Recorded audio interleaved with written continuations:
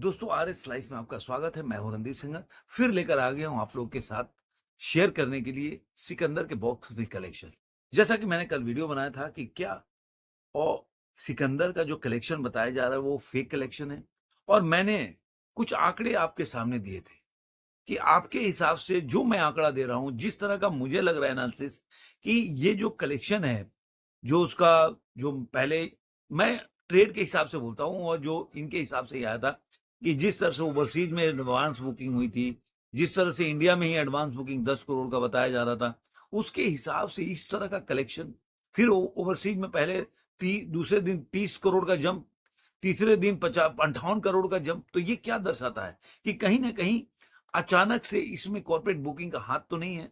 और मैं इसीलिए कुछ आंकड़े आपके साथ शेयर किया था और बताने का प्रयास किया था कि आप खुद इसको जज कीजिए कि इस एडवांस बुकिंग के पहले दिन का जो 10 करोड़ का बता रहे थे, कैसे 10 करोड़ का जो कलेक्शन हो सकता है पहले दिन, अगर ओवरसीज में चाहे यूएसए हो, यूएई हो, इस तरह के गल्फ कंट्री में हो, और कनाडा में जिस तरह से एडवांस बुकिंग हुआ था, उस तरह से कलेक्शन बहुत ज्यादा बताया गया। मैंने आपको उसके टिकट सेलिंग के साथ मैंने वहां के जो रेट्स हैं, जो कैड का रेट्स है, उसके साथ मल्टीप्लाई करके पूरा मैंने बताया आपको।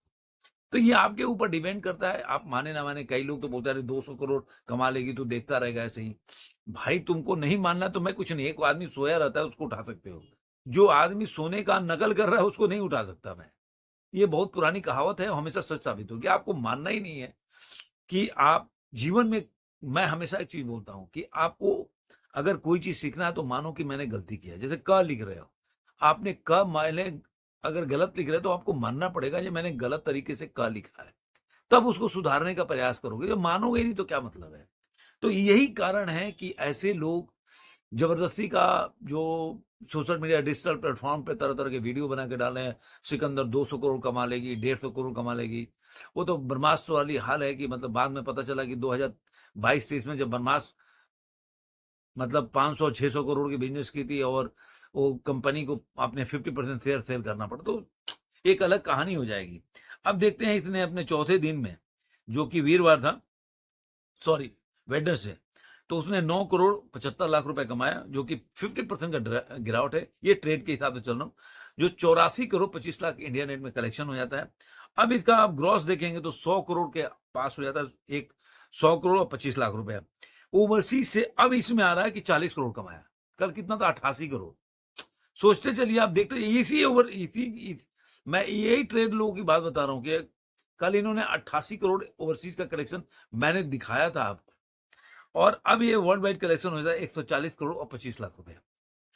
और ऑक्यूपेंसी है जो चौथे दिन का है, वो ओवरऑल ऑक्यूपेंसी 12.8% है। आप सोचिए कि आप छावा का ऑक्यूपेंसी के आसपास ही है।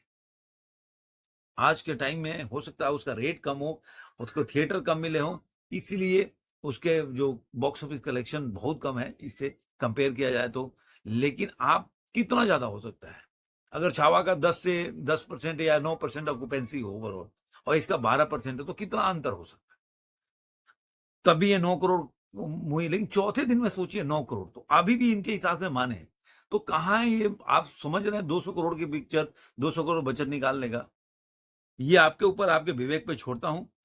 तो ये मूवी मेरे हिसाब से मूवी सलमान खान की एक और फ्लॉप मूवी है मेरे हिसाब से। बाकी आप क्या कहना चाहते हैं वो जरूर कमेंट बॉक्स में कहिएगा। रहेगा आपके कमेंट का इंतजार, कितने लोग सहमत है मेरी बातों से, क्योंकि मैं पहले भी बता चुका हूं कि ये जो कलेक्शन है वो पूरा मैनिपुलेटेड मुझे लग रहा है।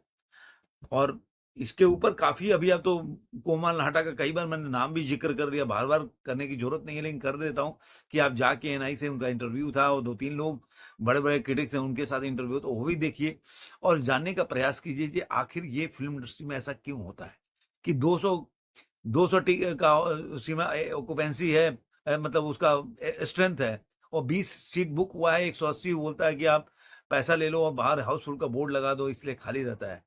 तो आखिर वो 200 जो 180 जो सीट का पैसा वो कहां से आ रहा है?